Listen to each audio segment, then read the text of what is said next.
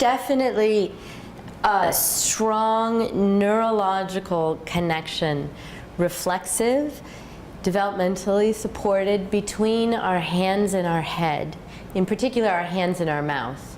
So this, like if you've done reflex work with any of us BMC people, chances are you've played with maybe at some point like hand to mouth.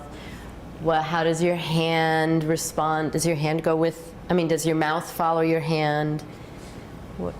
And for some people, that can be really disorienting too, and unsettling and nauseating and because part of what we're playing around with here is the nervous system.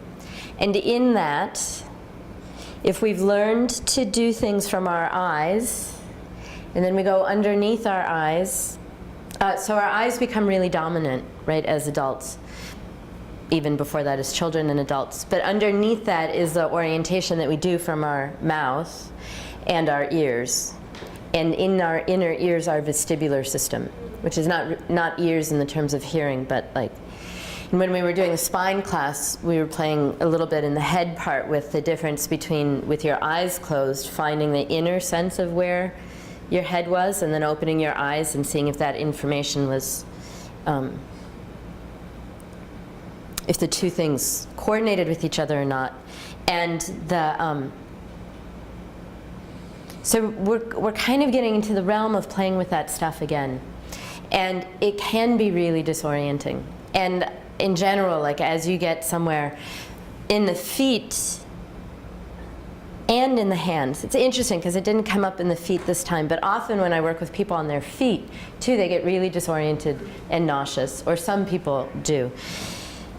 And a little bit can have a lot of repercussions. So partly it's from just doing something that's unfamiliar. If you're doing something that you haven't done before and your nervous system has to deal with a lot of new internal information, it's a great choice to just stop.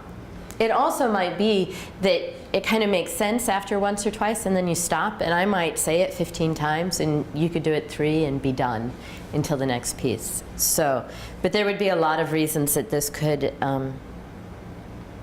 be provoking or unsettling, creating a little disorientation because you think you're doing something and what your eyes are saying doesn't match your internal feeling. You're doing something unfamiliar. And our hands are incredibly articulate. Our hands are incredibly articulate. They're also a place where we get really habituated. And we learn to do something and then we're not processing new information anymore. So it's partly about new stuff coming in maybe from somewhere that you're not used to getting it.